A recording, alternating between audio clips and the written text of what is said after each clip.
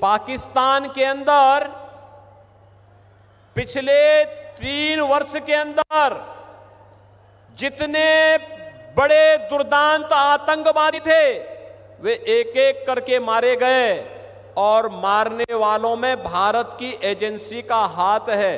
भाई जो हमारा दुश्मन है हम उसकी पूजा थोड़े करेंगे। पाकिस्तान को, पाक अधिकृत कश्मीर को बचाना मुश्किल हो रहा है। आप देखना चुनाव के बाद मोदी जी को तीसरी बार प्रधानमंत्री बनने दीजिए, अगले 6 महीने के अंदर आप देखेंगे कि पाक अधिकृत कश्मीर भी भारत का हिस्सा हुआ। आज अगर वह कुछ करता है तो वो थोड़ी सी टेढ़ी नजरों से देखता क्या है कि उससे पहले कि वो भारत की तरफ नजरें टेढ़ी करे उसकी नजरों को ही निकाल करके बाहर कर दिया जाता है। कांग्रेस की सरकार के समय क्या होता था? आतंकवाद होता था, मुंबई विस्फोट हुए थे, कांग्रेस के लोग क्या कहते थे? यूपीए सरकार कहती थी आतंकवादी सीमा पार के हैं। अरे सीमा पार के हैं तो आपकी मिसाइल कब के लिए है? जैसे मोदी जी ने एयर स्ट्राइक करके सीधे पाकिस्तान के अंदर घुस करके आतंकवाद को पूरी तरह तबाह किया।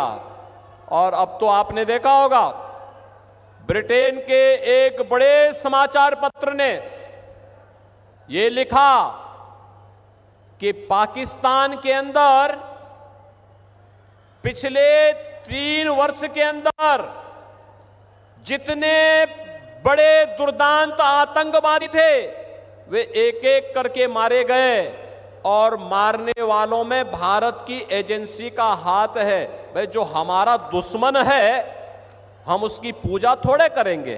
अरे कोई हमारे लोगों को मारेगा तो हम उसको पूजेंगे नहीं भाई, हम भी तो उसको वही करेंगे जिसका वो हकदार है, और वही हो रहा है। और अब तो पाकिस्तान को, पाक अधिकृत कश्मीर को बचाना मुश्किल हो रहा है। आप देखना चुनाव के बाद मोदी जी को तीसरी बार प्रधानमंत्री बनने दीजिए, अगले 6 महीने के अंदर आप देखेंगे कि पाक अधिकृत कश्मीर भी भारत का हिस्सा हुआ। ये इसके लिए हिम्मत चाहिए होती है, हिम्मत, दम हो तभी ये काम हो सकता है।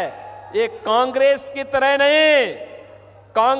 तरह नहीं, इंडी गठबंधन के नेताओं की तरह, उनके घटक दलों की तरह नहीं कि हम आतंकवाद पर कुछ नहीं कर सकते क्योंकि ये तो पाकिस्तान से, यही तो बोलते थे ये लोग।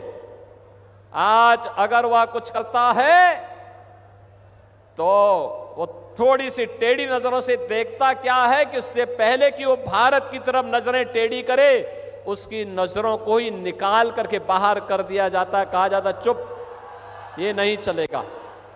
बहनों और भाइयों, ये नया भारत है, बिना रुके, बिना डिगे, बिना हटे, बिना डरे आज मोदी जी के नेतृत्व में विकास की जिस यात्रा को आगे बढ़ा रहा है आप सबके सामने है।